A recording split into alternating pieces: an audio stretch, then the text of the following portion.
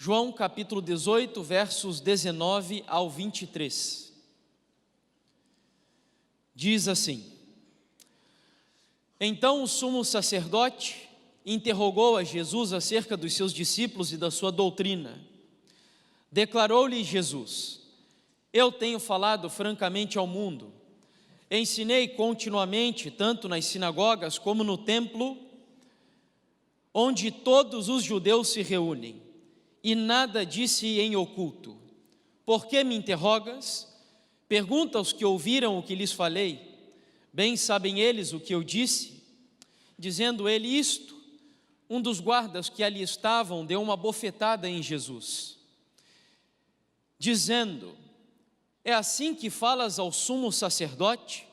Replicou-lhe Jesus: Se falei mal, dá testemunho do mal. Mas se falei bem, por que me feres? Bom,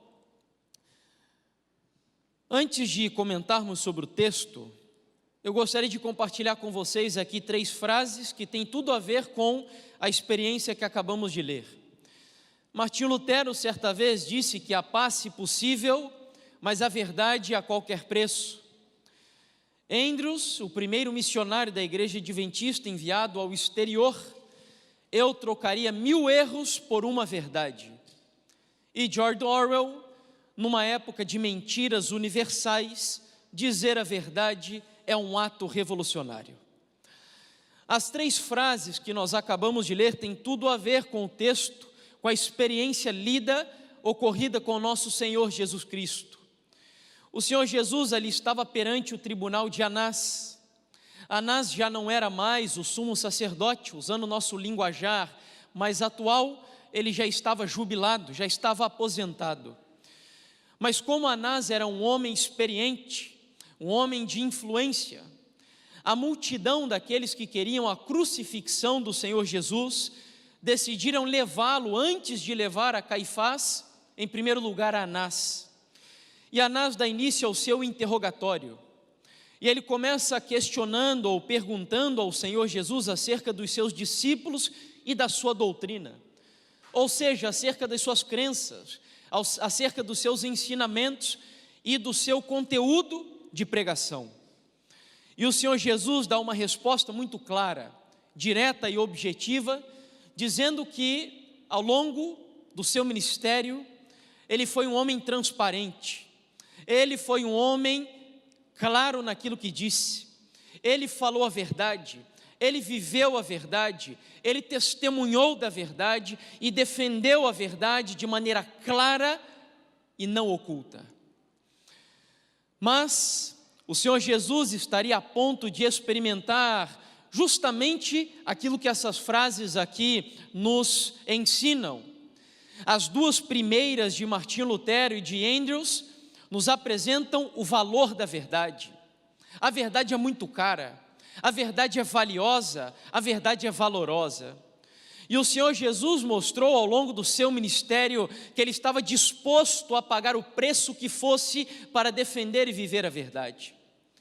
Mas, por outro lado, George Orwell diz que em uma época onde as pessoas não estão acostumadas a ouvirem a verdade e muito menos a viverem a verdade, dizer a verdade ou viver a verdade sempre será algo revolucionário.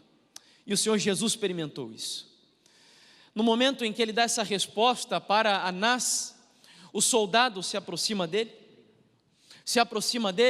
e lhe dá uma bofetada, um tapa na cara. Creio eu que não existe nenhum ato mais desonroso para um homem do que levar uma bofetada, um tapa no rosto. E o Senhor Jesus, naquele momento, ele se contém e ele dá a resposta que está no versículo 23 do texto que nós acabamos de ler. Se eu falei mal, dá testemunho do mal. Em outras palavras, se eu faltei com a verdade, se eu fui mentiroso, se eu não fui transparente, então estou dando testemunho da mentira.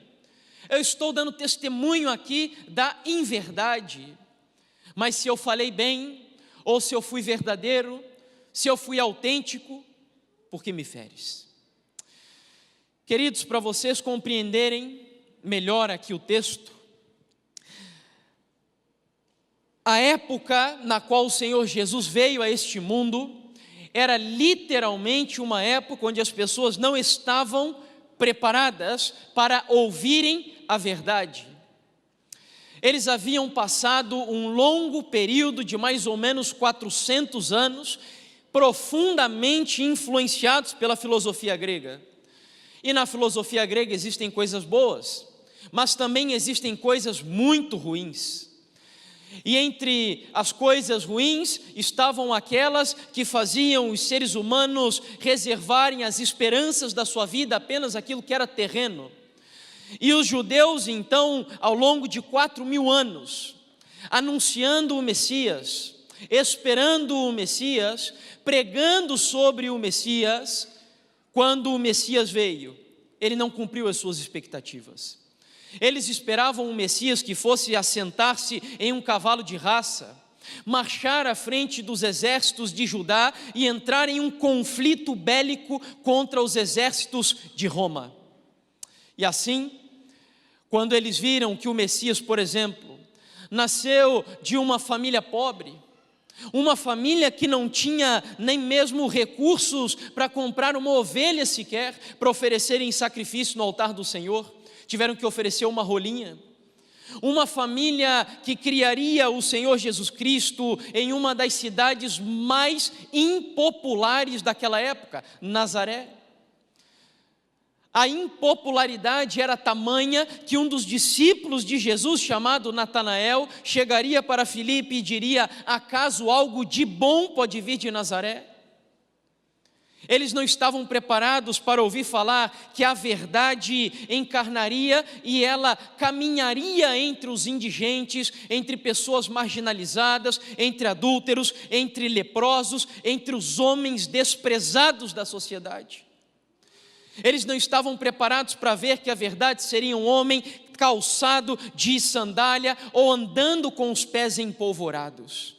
E muito menos ainda, estavam prontos para ouvir dizer que a verdade seria pendurada em um madeiro, apenas onde os piores crápulas daquela época eram crucificados.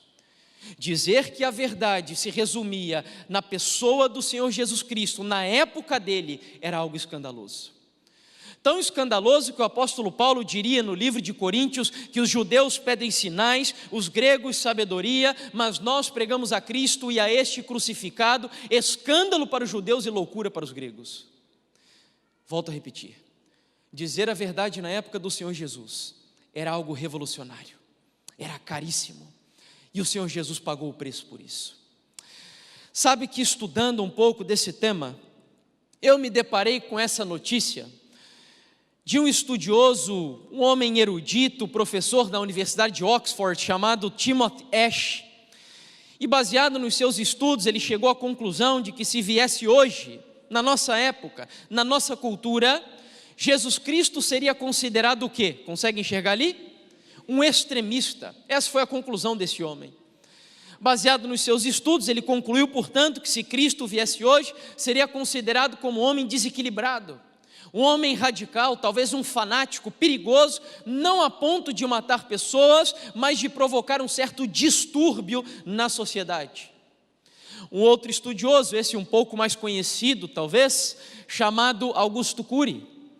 Esse homem, um psiquiatra, certamente o mais conhecido do nosso país e um dos mais famosos do mundo, escreveu uma série de 5 livros chamada Análise da Inteligência de Cristo. E no primeiro livro dessa série, que é o Mestre dos Mestres, ele nos traz uma conclusão bastante interessante. Ele estudou a maneira de Jesus pensar e agir. E ele concluiu que se Cristo viesse hoje, ele escandalizaria e perturbaria os fundamentos da psiquiatria, da psicologia, da política e da medicina. E ele nos cita aqui 2 casos interessantes nesse livro, casos fictícios, mas que nos ajudam a exercitar o nosso raciocínio. E ele diz assim: imagine Jesus em um congresso de médicos, os médicos ali discursando, tentando resolver dilemas que fazem parte da nossa quase cultura, as pessoas enfermas, cancerosas, diabéticas e etc., precisando de solução, e esses homens discursam, esses homens propõem novas soluções, até que o Senhor Jesus Cristo tem a oportunidade de falar. E o Senhor Jesus para diante dos congressistas e resume a sua fala com as seguintes palavras: eu sou a ressurreição e a vida. Aquele que tem o Filho, tem a vida. Aquele que não tem o Filho, não tem a vida. Imagine esse mesmo Jesus em um congresso de psicólogos agora. Psicólogos buscando também resolver situações presentes na nossa cultura, como semana passada estivemos falando aqui sobre os índices de suicídio, depressão, esquizofrenia, bipolaridade e etc. E aí a única solução que esses homens encontram para as pessoas são remédios alopáticos. E o Senhor Jesus mais uma vez tem a oportunidade de falar. E ele para diante daqueles homens, daqueles acadêmicos e diz o seguinte: basta a cada dia o seu próprio mal. Não vos preocupeis com o dia de amanhã, mas busquem em primeiro lugar o reino dos céus e a sua justiça, e todas as outras coisas vos serão acrescentadas. É o sermão cujo título é a ansiosa solicitude da vida.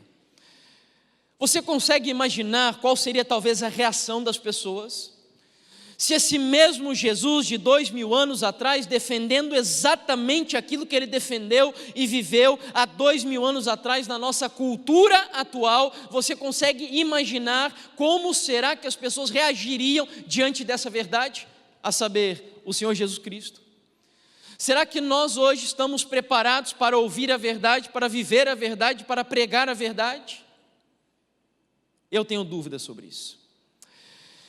Mas hoje na nossa época há pessoas que acreditam em verdades absolutas, pessoas que acreditam em metanarrativas, ou seja, que existem histórias acima das histórias que sucedem aqui no nosso mundo, que existe um Deus soberano, que existe um Deus controlando a história, que existe uma providência guiando todas as coisas que ocorrem aqui nessa terra. Pessoas que acreditam nisso, nessa época, são chamadas de fundamentalistas. E eu queria compartilhar um pouquinho com você sobre esse tema. E certamente, uma das maiores estudiosas na área de fundamentalismo religioso é uma católica liberal chamada Karen Armstrong. Ela escreveu um livro, entre outros, chamado Em Nome de Deus: o fundamentalismo no islamismo, no judaísmo e no cristianismo, que são as três maiores religiões cristãs ao redor do mundo. Ou melhor, cristãs não, bíblicas, melhor dizendo. E logo na página 9 do seu livro, ela dá a seguinte definição do que na sua visão é um fundamentalista religioso. E ela diz que são aqueles que não hesitam em fuzilar devotos no interior de uma mesquita, matar médicos e enfermeiros que trabalham numa clínica de aborto e assassinar os seus presidentes e até derrubar um governo forte. E aí eu te pergunto, vendo essa definição que ela nos dá aqui, quase que intuitivamente, nós atribuiríamos essas características a que grupo religioso? Que grupo religioso se adequa mais a esse perfil que está aí? Que grupo? Os muçulmanos? Não generalizando, logicamente, porque existem os muçulmanos que não são radicais, mas aqui os muçulmanos radicais, por exemplo, da linha do Estado Islâmico. E se isso é ser um fundamentalista, eu estou em pleno acordo com a Karen Armstrong, sem tirar nem pôr. Concordo sim que faz muito mal para a religião e para a sociedade que pessoas não respeitem o livre-arbítrio do outro. Concordo sim que é errado entrarmos em igrejas, explodirmos pessoas em nome da fé. Concordo com isso que ela está dizendo ali. Agora nós não podemos confundir que respeitar não significa que nós não devemos, ou significa que nós não devemos discordar de uma outra pessoa. A própria tolerância pressupõe a discordância. Eu jamais poderei discordar de alguém antes, ou melhor, eu jamais poderei tolerar alguém antes de discordar dessa pessoa. Então a tolerância, ela é antecedida pela discordância. E não quer dizer que tolerando uma pessoa eu preciso necessariamente concordar com ela ou até mesmo promover aquilo que ela defende. Mas enfim. Um outro grande influenciador moral e religioso, o Papa Francisco, tem dado frequentemente, especialmente no ano de 2014, ele deu várias declarações sobre a sua concepção do que é ser um fundamentalista religioso. E aqui, por exemplo, no portal da UOL, certamente portal um dos mais conhecidos aqui do país, trouxe a seguinte matéria: Papa pediu para pessoas não serem fundamentalistas. E voltando a dizer, se a definição de fundamentalismo é aquela que a Karen Armstrong deu, eu concordo também com o Papa Francisco, e eu digo a vocês, não sejam fundamentalistas. Entretanto, em uma outra entrevista que ele deu a um site do mundo hispano chamado La Vanguardia, quando perguntado, ali está bem pequenininho, mas quando perguntaram a ele o que ele opina sobre o fundamentalismo, a resposta que ele dá é a seguinte: um grupo fundamentalista, ainda que não mate, mesmo que não golpeie a ninguém, é violento. A estrutura mental do fundamentalismo é violência em nome de Deus. Então aqui o leque já abre, o leque de possibilidades, de rótulos, ele se estende muito mais. Porque agora você já não precisa matar, você já não precisa ser intolerante, você já não precisa mais explodir absolutamente nada, basta com que você tenha uma estrutura mental específica, isso já te configura como um fundamentalista. E a pergunta que eu faço quando eu vejo, por exemplo, uma declaração dessa, é a seguinte: qual é, na visão deles, a estrutura mental de um fundamentalista religioso? Nós precisamos saber. Afinal de contas, será que eles nos consideram fundamentalistas? Será que nós somos, aos olhos deles, fundamentalistas radicais, pessoas perigosas, fanáticas, extremistas? Em uma outra declaração, essa daqui foi feita diante do Conselho da União Europeia, também em 2014, ele diz que os fundamentalistas são o quê? Inimigos de Deus. Então aqui ele declarou guerra, oposição aos fundamentalistas. Bom, o termo fundamentalista foi utilizado pela primeira vez no final do século XIX, início do século XX, lá nos Estados Unidos da América, quando um grupo de protestantes preocupados com o avanço do mundanismo dentro da igreja, o avanço das filosofias que nós já veremos aqui na sequência do relativismo, do sincretismo, do humanismo, do antropocentrismo, um grupo de protestantes preocupados com isso tudo, decidiram se reunir e compor uma série de 12 livros defendendo as doutrinas fundamentais do protestantismo. E como eles defendiam as doutrinas fundamentais, eles ficaram conhecidos como fundamentalistas. Entendendo isso, eu gostaria de compartilhar com você 4 daquelas que, na visão dos que rotulam as pessoas como fundamentalistas, como Karen Armstrong, Papa Francisco e outros por aí, eu queria mostrar a você 4 doutrinas que, na visão deles, tornam a mente de uma pessoa violenta, ou seja, com uma estrutura mental fundamentalista. E a primeira crença é a seguinte: cristãos que acreditam, por exemplo, na criação em 6 dias literais de 24 horas, que houve um Éden literal, com um Adão e uma Eva literal, e que uma serpente falou de verdade. Cristãos que acreditam nisso, na visão deles, são considerados fundamentalistas. E eu pergunto, quem acredita nisso diz amém. Amém, eu acredito nisso também. A segunda crença, cristãos que creem que a Bíblia deve ser lida literalmente, lógico que com exceção dos textos poéticos, parabólicos, alegóricos e proféticos. Se você é um cristão que entende que a Bíblia deve ser lida de maneira literal, que as muralhas de Jericó caíram literalmente, que o Mar Vermelho foi aberto literalmente, que Jesus curou pessoas literalmente falando e ressuscitou literalmente ao reino dos céus, cristãos que acreditam nisso são considerados fundamentalistas. Se você acredita, diga amém. Amém? Ok.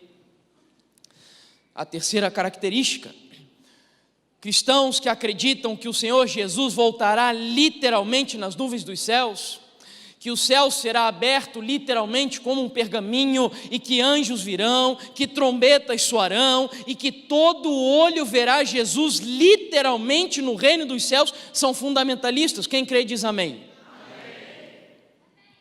Amém. E eu confesso que já estou começando a ficar com medo de vocês. Estamos cheios de fundamentalistas, pelo que eu vejo aqui agora, né? A quarta e última característica, ou doutrina, é a crença na historicidade das profecias. Cristãos que acreditam que Deus está interferindo no curso da história, que as profecias se cumprem no tempo do profeta, elas vão se desenvolvendo até que a sua consumação se dá na segunda vinda de Cristo. Cristãos que creem nisso também são fundamentalistas, e quem crê novamente diga amém. Amém. Portanto, seja bem-vindo ao grupo de radicais, violentos, hereges e fundamentalistas do século 21. Você é um fundamentalista. Inclusive a Igreja Adventista do Sétimo Dia é citada em alguns documentos aí que circulam em meios religiosos, liberais e até acadêmicos, como uma das igrejas mais fundamentalistas no mundo, porque defende o criacionismo, porque defende o sábado do sétimo dia e uma série de coisas que nós acabamos de ver aqui, que nós cremos, defendemos e em nome de Jesus precisamos defender até o fim. Bom, propositalmente, eu pulei a definição que a Karen Armstrong nos deu ali sobre o que é um fundamentalista. Mas se nós voltamos ali na página 9 do seu livro, já no início do livro Em Nome de Deus, ela logo em seguida vai mostrar qual é o outro grupo de pessoas que ela também considera da mesma forma. Cristãos que rejeitam as descobertas da biologia e da física sobre as origens da vida, e afirmam que o livro de Gênesis é cientificamente exato em todos os detalhes. Na visão dela, esses cristãos são fundamentalistas. E na página 139, ela ainda diz que conferir ao Gênesis respeitabilidade científica seria um empenho inútil, pois como um mito, a história bíblica da criação não constitui um relato histórico da vida. Uma cristã, dizendo que a história do Gênesis é um mito, é algo semelhante a Adão e Eva, é como se fosse Atenas e Zeus, é como se fosse a parte de mitologias antigas, e de fato é isso que a teologia liberal defende, de fato é isso que tentam nos ensinar. A crença de que nós, antigamente, os judeus, por exemplo, viviam numa cidade primitiva. Isso, inclusive, foi desenvolvido, um pensamento desenvolvido por um filósofo positivista chamado Augusto Comte. E ele dividiu a sociedade, as civilizações em 3 fases. A primeira delas era a fase religiosa, a segunda delas era a fase metafísica ou filosófica, e a terceira delas era a fase científica. E dizia ele, e muitos acreditam nisso hoje, que naquelas eras primitivas, onde pessoas não eram capazes de fazer uma análise racional, empírica da sociedade, eles inventavam deuses e uma série de mitos e personagens que na realidade nunca existiram. E ali eles tentam introduzir também a crença ou a moral judaico-cristã. Mas aí dizem eles que com o passar do tempo, e o avanço intelectual dos seres humanos, nós chegamos agora em uma era da filosofia, da metafísica, e agora o ser humano tenta entender o mundo de maneira racional, mas finalmente chegamos na era da ciência, e agora a ciência ela é capaz de comprovar quase todas as coisas, e tudo aquilo que ela não é capaz de comprovar, portanto, deve ser rejeitado. Sendo assim, se a ressurreição de Cristo, por exemplo, não pode ser encerrada em laboratório, observada através de experimento, ela deve ser rejeitada. E tudo aquilo que tem a ver com o sobrenatural, sabe por quê? Porque as escolas, porque as academias trabalham com um pressuposto que eles chamam de naturalismo. E o naturalismo rejeita tudo aquilo que é sobrenatural. Portanto, se você crê numa verdade absoluta e uma história que está acima da história do nosso mundo, você é um fundamentalista radical e perigoso. E para você não achar que eu estou aqui exagerando o meu discurso, eu quero mostrar um vídeo para você. Um vídeo que aconteceu, uma experiência com um pastor adventista do sétimo dia, lá na Inglaterra. E ele foi convidado para participar de um programa de auditório. E nesse programa de auditório, perguntaram a ele qual seria o seu ponto de vista com relação à segunda vinda do Senhor Jesus. E ele disse exatamente o que nós cremos. Logo em seguida, um bispo anglicano, tomado pela teologia liberal, ele se manifesta em relação ao posicionamento do pastor adventista do sétimo dia. E eu queria que você prestasse atenção no conteúdo do vídeo. Pastor, from the Seventh-day Adventists, do you believe that the end is coming? Not necessarily this year, but you believe it is coming. What will happen? Yeah, I believe the end is coming. What will happen is, according to the biblical record, Christ will descend from heaven with his angels, and he's coming to take those who have accepted him and been saved by his grace. Can I just, will this literally happen? It will literally happen. The sky will... There'll be the sound of the trumpet, there'll be the voice of the archangel, there'll be the appearance of Christ, literally, with his angels. Yeah. He's coming to take those who have accepted him and believe in him and rescue them from this earth. He's going to bring in justice and righteousness.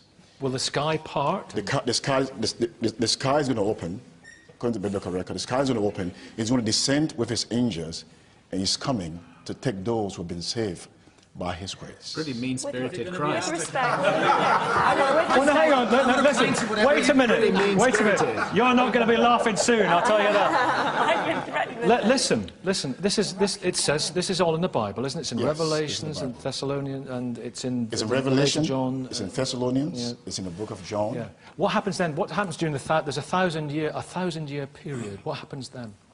Yeah, there's a period of 1,000 years, and the 1,000 years begins at the coming of Christ. He comes to take those, like I said, who have been saved by his grace, and those who have not accepted Christ, because God gave us, he gives everybody the provision to accept the salvation that he offers free of charge. He's offered salvation free of charge for those who accept it. So it's not just Seventh-day Adventists? Not just Seventh-day Adventists, it's open to everyone. Everyone who's accepted Christ, but not Muslims or Hindus or... Sikhs. Well, I haven't accepted him. Yeah. Christ, he makes a statement in the Jews? book... No, he makes a statement. He makes a statement in the book of John, chapter 14, verse 6. Right. He says that, I am the way, the truth, and the life. But he only takes those who believe in him. I'm the way, the truth. What about children who I'm have the never... way, the truth. I'm coming. I'm the way, the truth, and the life. Yeah. No one comes onto the Father except through me. It's a radical statement. It is a radical statement. It's a radical statement. It's an exclusive statement. It's a radical statement, but... Absolute rubbish. Tell me about that. What would you like to say? Sorry, let me just finish. Okay. No. So what I say is that salvation comes through only Christ. Salvation comes through him. So, we've got a vision, if that's the right word, of what's going to happen, and it's in the Bible. It's in the Bible. It's fundamentalism we're talking about, and fundamentalism produces problems in all major world religions, and it produces problems in Christianity. And this is a fundamentalist interpretation of Scripture, which actually misunderstands a very poetic piece of writing in the book of Revelation. It misunderstands Paul's view that the kingdom was coming immediately, not in 1,000, 2,000 years' time, but that was, we now know, a misunderstanding of Paul and the early Christians. They thought Christ was coming back again. We now work on an entirely different basis in the mainstream. It's in the New Testament. But so what? There are things in the New Testament, Nicky, which we actually have to reinterpret in the light of biblical criticism and modern understanding of Scripture. And this fundamentalist approach doesn't work. É preocupante quando você vê que nós tivemos uma mudança radical daquilo que era o cristianismo há algum tempo atrás e daquilo que tem se tornado o cristianismo hoje. E quando eu vejo essa mudança, a única conclusão que eu consigo chegar, que impulsionou e que tem acelerado essa mudança, catalisado essa mudança, é algo que alguns estudiosos chamam de pós-modernidade ou pós-modernismo. Desde 1989, Alguns estudiosos dizem que o nosso mundo mudou. O pensamento, a maneira de pensar do nosso mundo mudou. Nós saímos de uma sociedade moderna e com a queda do Muro de Berlim entramos em um contexto pós-moderno. E talvez isso vai explicar uma série de coisas aqui para a gente nessa noite. O pós-modernismo, para não nos demorarmos muito na definição do que seja, ele trouxe no seu bojo, na sua escola, na sua carruagem, no seu pensamento, uma série de outras filosofias, entre as quais estão, por exemplo, o pluralismo, o relativismo, o humanismo, o sincretismo e também o ecumenismo religioso. Existem muitas outras. Uma delas, inclusive, nós vamos falar amanhã, que se chama pragmatismo. E nós vamos fazer um estudo, um tema sobre especificamente a influência dessa filosofia no que alguns estudiosos chamam de métodos de crescimento de igreja. O nosso tema de amanhã se chama Igreja, modo de usar. Para você entender, a nossa meia semana está dividida da seguinte maneira.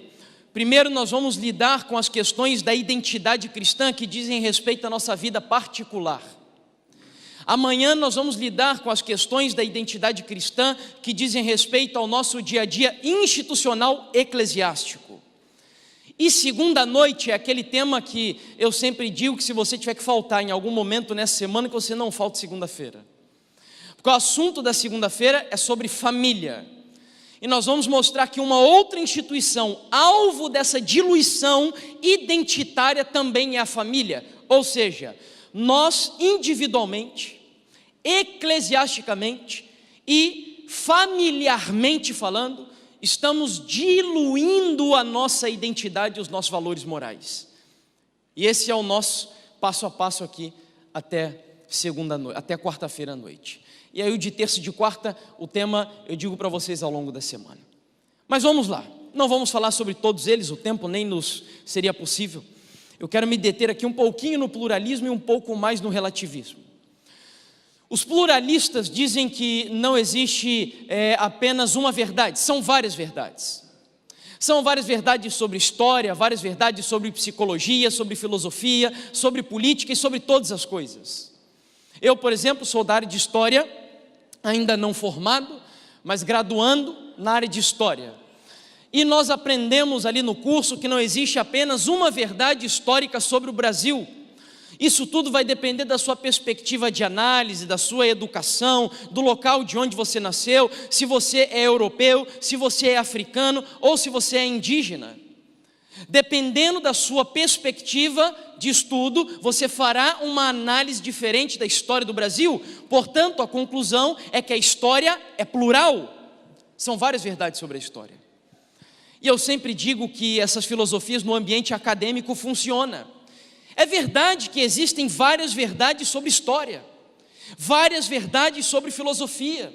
E quando você confronta uma com a outra, você vai produzir uma verdade maior ainda. Entretanto, na religião isso não funciona. Na religião não existe essa de que Buda, Maria, Maomé, Jesus e etc., que todos eles são salvadores. Não existe essa visão que alguns hoje, praticamente tomados por algo que eu chamo de senso comum, costumam dizer que não importa o caminho que eu siga, mas todos os caminhos me levarão a Deus. Isso não é verdade. Isso é influência do pluralismo dentro da igreja. Como você seguiria qualquer caminho, e independente do caminho que você seguisse, você vai chegar no mesmo destino? Experimenta sair daqui da igreja e tomar qualquer caminho para chegar na sua casa, você vai chegar nela? Não, existe um caminho específico que você deve tomar para chegar ali. Jesus Cristo foi o maior defensor de uma verdade absoluta e não plural. Ele diz no livro de João capítulo 14, eu sou o quê? O caminho, a verdade e a vida. Ou seja, ele usou um artigo definido e singular. Ele não disse eu sou um caminho, ou eu sou os caminhos. Ele disse eu sou o único caminho, a única verdade e a única vida. Ninguém vai chegar ao Pai se não for através de mim. Verdade absoluta. É duro, É um discurso meio radical talvez, mas é a verdade bíblica, a verdade absoluta do Evangelho, que não há outro caminho senão através de Cristo. E vocês viram o pastor ali? A pergunta que eu sempre faço é a seguinte: para que estamos nos preparando nessa época? Para sermos aplaudidos ou para sermos zombados, como foi o pastor adventista do sétimo dia ali naquele programa de televisão? Dalai Lama, no ano de 1993, fazendo um discurso perante o parlamento das religiões mundiais, disse o seguinte: cada religião conta com a própria filosofia e há tanto similaridades quanto diferenças entre as várias tradições. O que importa é aquilo que é adequado a uma pessoa em particular. Cada pessoa sente que sua forma de prática religiosa é a melhor. Eu mesmo sinto que o budismo é melhor para mim, mas isso não significa que o budismo seja melhor para todas as pessoas. Ou seja, o que ele está dizendo? Qual deve ser a base de análise a fim de saber o que é verdade e o que não é verdade? O seu sentimento. Se você se sente bem em um lugar, então permaneça nesse lugar, mas não é isso que a Bíblia ensina. A Bíblia não ensina algo que também é repetido muitas vezes por cristãos, de que a placa de igreja não salva. Eu tenho as minhas reservas com isso daí. Eu concordo e discordo dessa frase. É verdade que se você pegar a placa da igreja e enfiar debaixo do braço e sair aí caminhando com ela, não vai salvar de maneira nenhuma.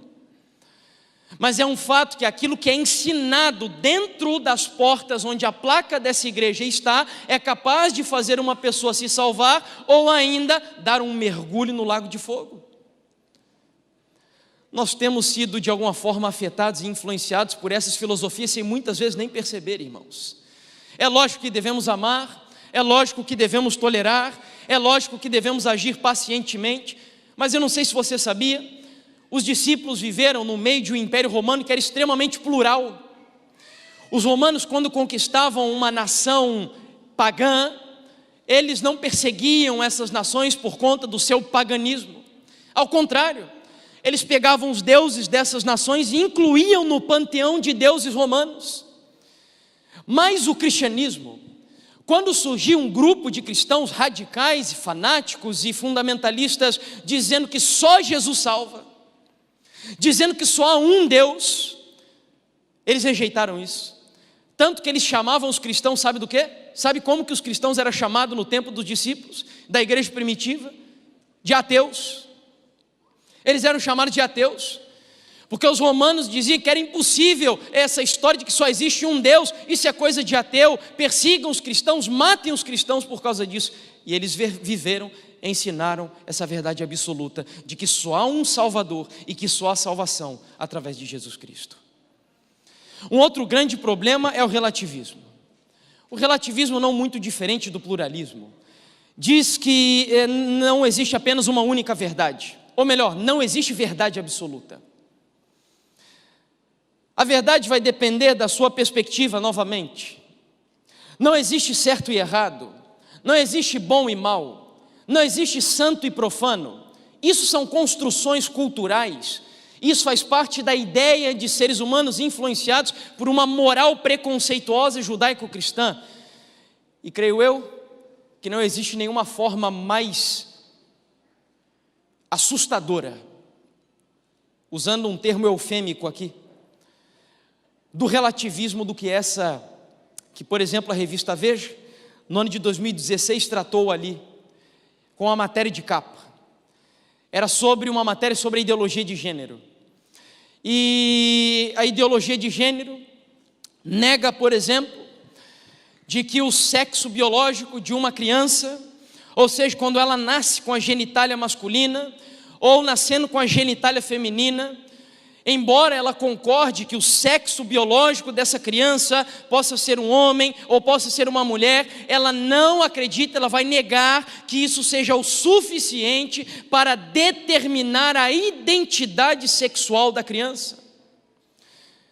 Essa, no meu ponto de vista, é a forma mais assustadora do relativismo dos seres humanos, praticados até naquelas áreas que são biológicas. onde a própria natureza distingue um homem de uma mulher, fazendo com que um nasça com um aparelho reprodutor masculino e um aparelho reprodutor feminino. Mas o relativismo hoje chega a uma forma tão assustadora, que eles questionam até mesmo esse tipo de coisas. E dizem que no final das contas, a criança deve escolher o que ela deseja ser ao longo da sua vida. Aqui dentro da revista, eles trazem, por exemplo, um dado sobre o Facebook do Brasil, dizendo que quando você vai se cadastrar aqui no Facebook, você tem 17 opções de gênero diferente para você escolher. Lá nos Estados Unidos da América, como eles estão sempre mais avançados que nós, são 50 opções de gênero. E se você não se enquadra em nenhuma delas, ainda te dão uma opção ali que é outros, para você dizer o que você deseja ser aí ao longo da sua vida. Relativismo. Lá no Canadá já tem uma lei em alguns estados, onde os pais perderão a guarda dos seus filhos se não respeitam a decisão sexual do filho. Até o 7º ano de idade perderão a guarda da criança. Terrível. Relativismo. Relativizando, como eu disse, coisas que são absolutas. Sabe, isso tem afetado também a nossa vida cristã. E, por exemplo, essa moça que é uma atriz da Rede Globo, muito famosa, chamada Tayla Ayala, ela se batizou em uma igreja evangélica grande aqui do nosso país, acho que foi no ano passado ou retrasado, e perguntaram a ela se ela seguiria frequentando alguns lugares, como o Carnaval Carioca, boates e etc. E observe a resposta que essa jovem deu: é claro que eu vou continuar desfilando e frequentando festas. O Cristo que eu acredito não tem nada contra isso. Minha preocupação é apenas em ser uma pessoa melhor. O amor de Deus não tem nada contra a gente ser feliz e curtir a vida. Deus dá risada de julgamentos. Percebe? É como se o amor de Deus hoje fosse usado para justificar tudo que é tipo de coisa. Hoje o adúltero, o mentiroso, o fornicador, o desobediente aos pais, o idólatra, todos vão para o céu, porque Deus é amor. Porque Deus é amor, eu posso frequentar o carnaval, eu posso me prostituir, eu posso usar drogas, porque Deus é amor. Você entende o relativismo?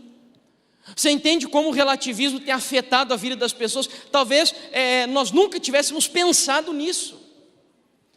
Mas creio eu que o nosso comportamento relativista cristão hoje é influência desse tipo de filosofia, que são promovidos aí pelo mundo afora, pelo mundo da mídia, pelo mundo escolar, acadêmico e etc.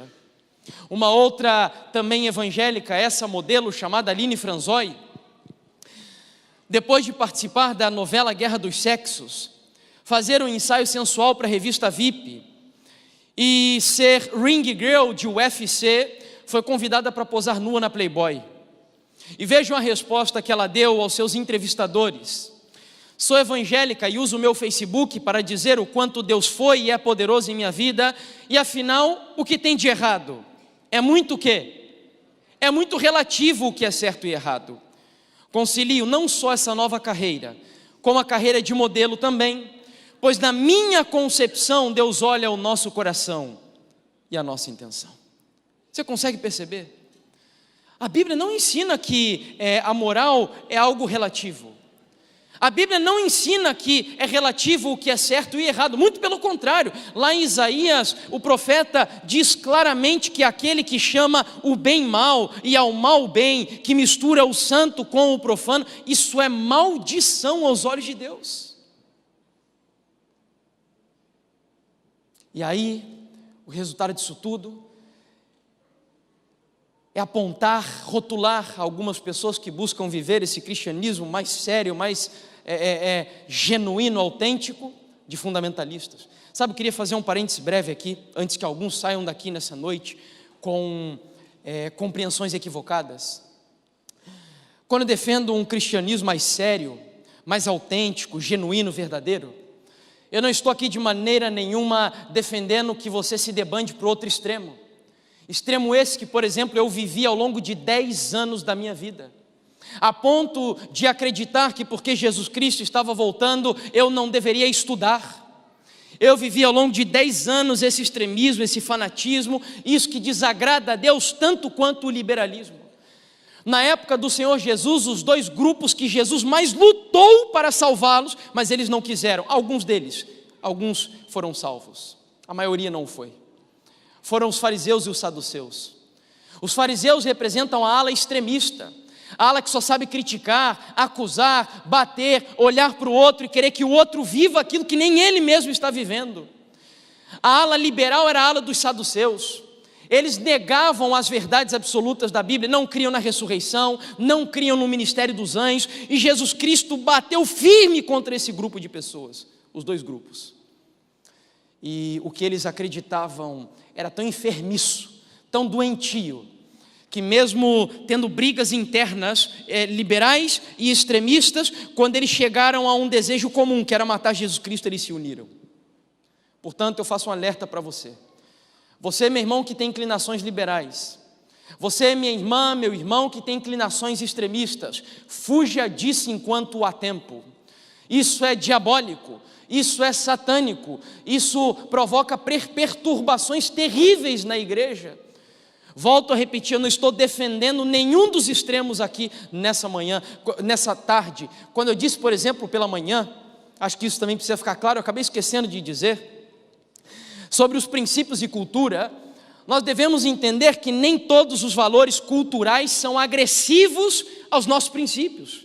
Existem coisas da cultura que não tem problema nenhum. Eu falei de alimentação na parte da manhã, por exemplo, e disse que o chinês ele tem que abrir mão de algumas coisas da alimentação.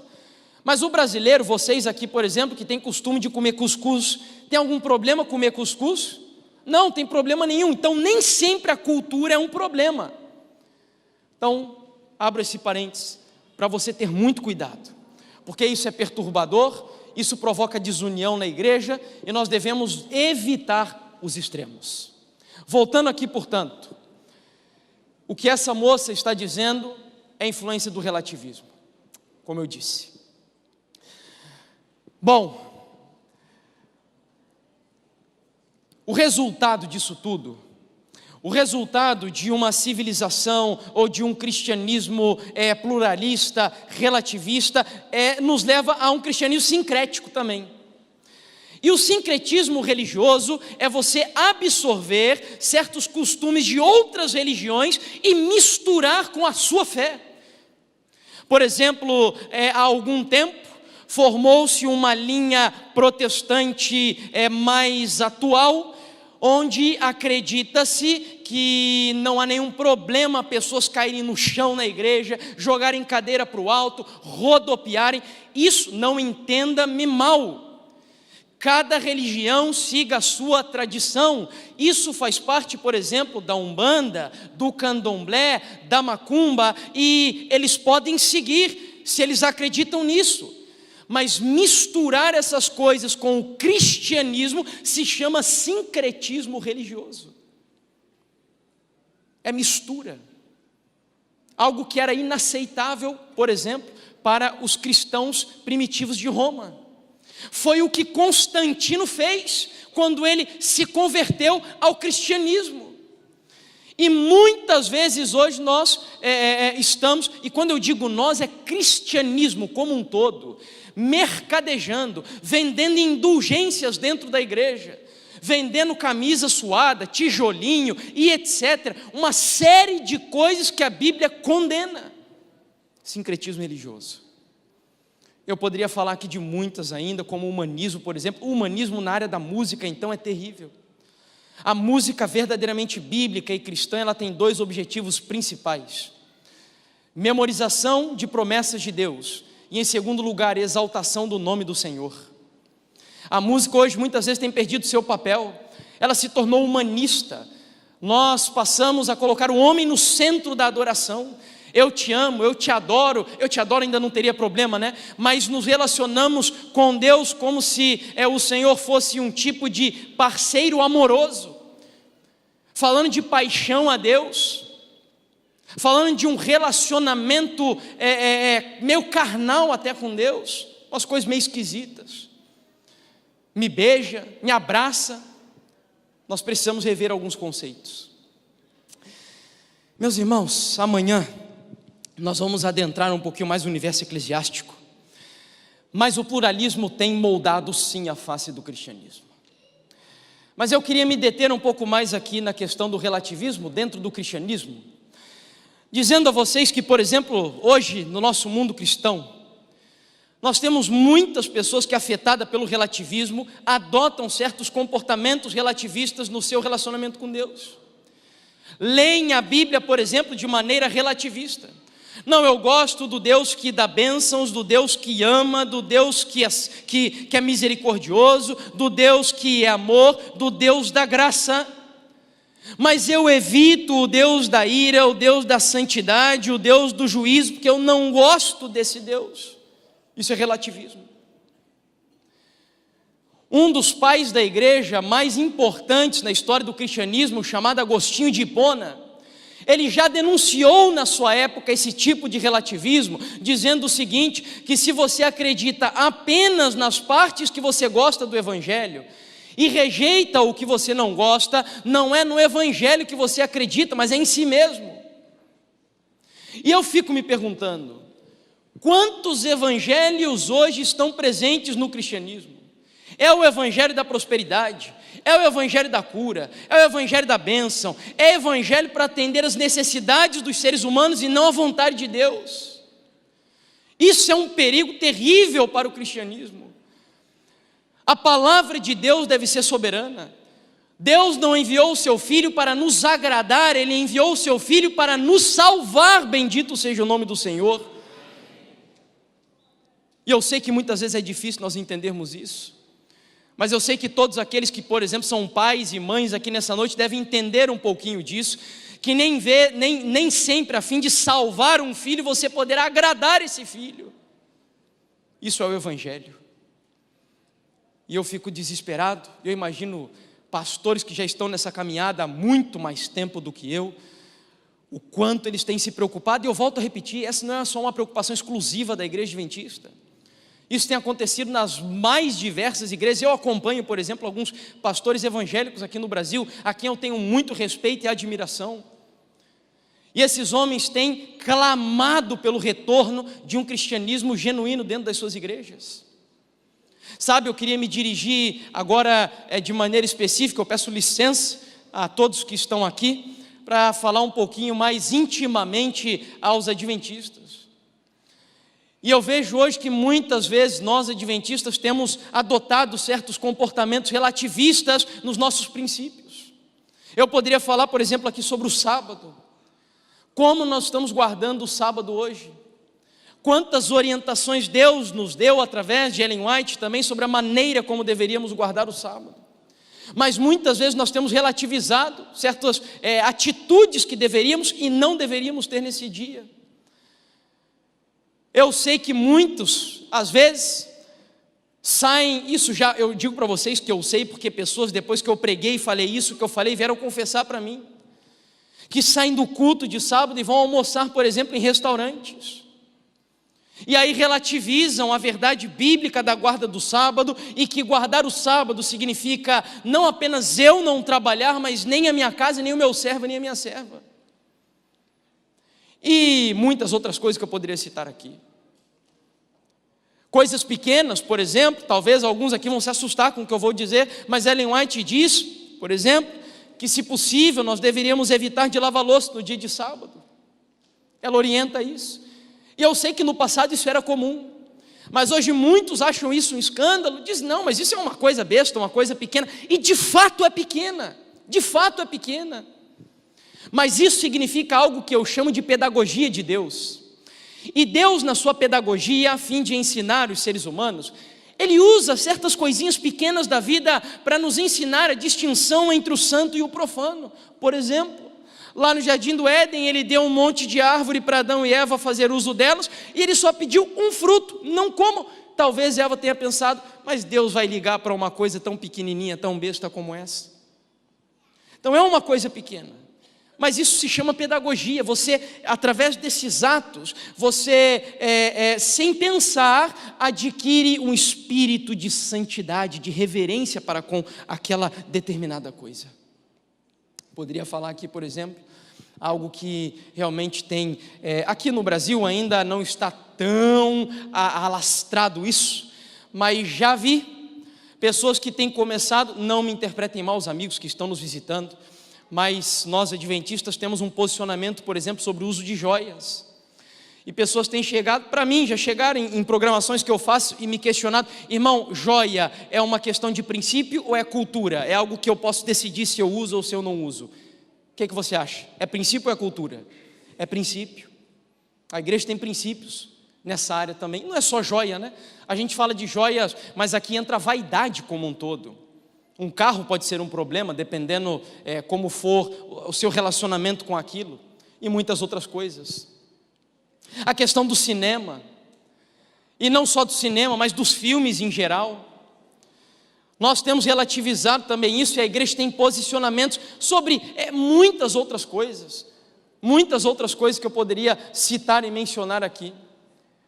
Eu me assusto ainda mais quando pessoas chegam e questionam, por exemplo, a pastores, e eu sei que o pastor fica numa situação ali muitas vezes desconfortável, porque ele quer salvar aquela pessoa, ele quer batizar aquela pessoa, ele quer que aquela pessoa tenha o seu nome escrito no livro da vida, e aí chegam para o pastor e perguntam: pastor, eu preciso crer, por exemplo, que Ellen White é mensageira de Deus para me batizar na igreja?